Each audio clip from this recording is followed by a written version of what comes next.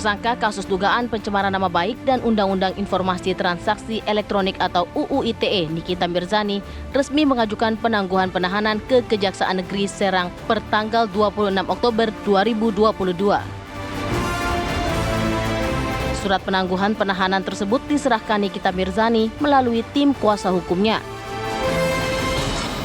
Saat ini, surat permohonan tersebut sudah diterima oleh Kejari Serang dan sedang diteliti oleh Jaksa Penuntut Umum. Proses hukum bahwa setiap ada yang ditahan, kami harus mengajukan permohonan penangguhan penahanan.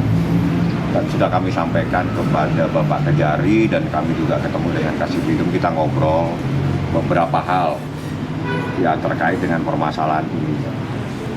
Ya, khususnya tentang permohonan Nikita Mirzani untuk dilakukan penangguhan penahanan atau apa itu saya serahkan kepada Bapak Kejari atau Kasipidum. Kita ngobrol dengan argumentasi hukum tentang persoalan ini. Jadi tidak terlalu membahas secara mendalam tentang pasal-pasal karena itu materinya di persidangan, tapi kami hanya membahas bagaimana seseorang yang mengajukan hak untuk penangguhan penahanan.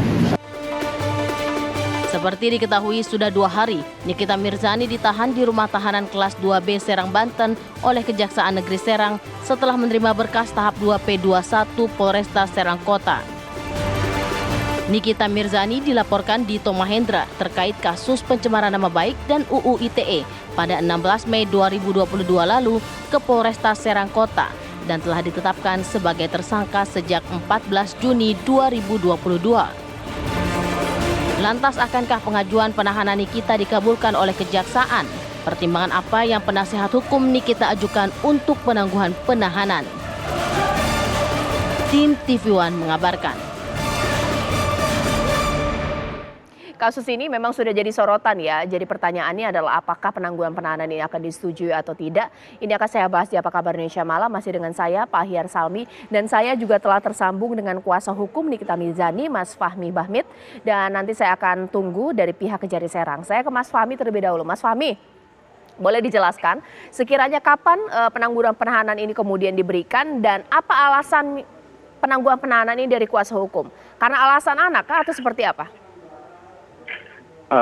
Yang pertama saya ajukan itu kemarin sudah saya sampaikan dan saya bertemu dengan Bapak Kasipidum. Yang pertama saya ajukan argumentasi itu adalah fakta yang tidak bisa terbantahkan bahwa Nikita itu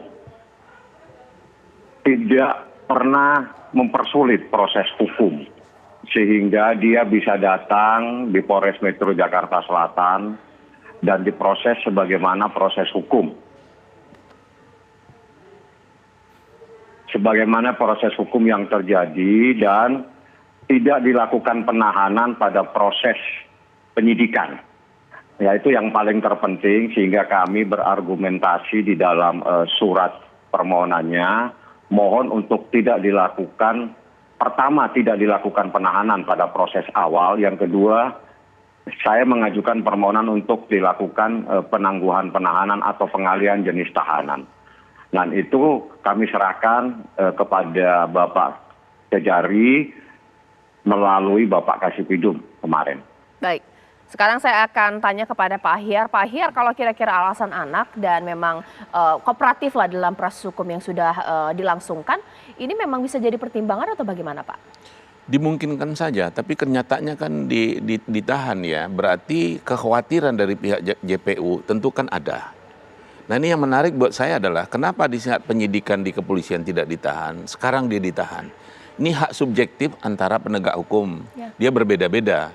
Nah disinilah persoalan kalau kembali lagi ke sistem peradilan pidana kita, antara satu dengan yang lain memang belum ada kesepahaman. Dan itu dimungkinkan, tidak ada salahnya. Nah, kalau apakah mungkin nanti akan dikabulkan? Kalau kita lihat ya, saya amati selama ini sedikit sekali penangguhan penahanan ini yang dikabulkan. Ada juga. Bagaimana dengan alasan anak tadi? Tentu pihak jaksa sudah tahu bahwa Nikita mempunyai anak kecil. makanya tetap dia tahan. Nah, lain halnya kalau semula itu dia jadikan pertimbangan, tentu dia tidak akan tahan kalau itu bisa dijadikan pertimbangan oleh pihak kejaksaan.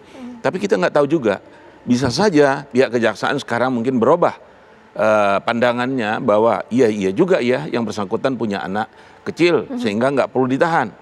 Tidak tertutup kemungkinan, tapi kalau lihat sejarah katakanlah selama ini itu agak kecil jumlah yang dikabulkan penangguhan penahanan. Baik, ya.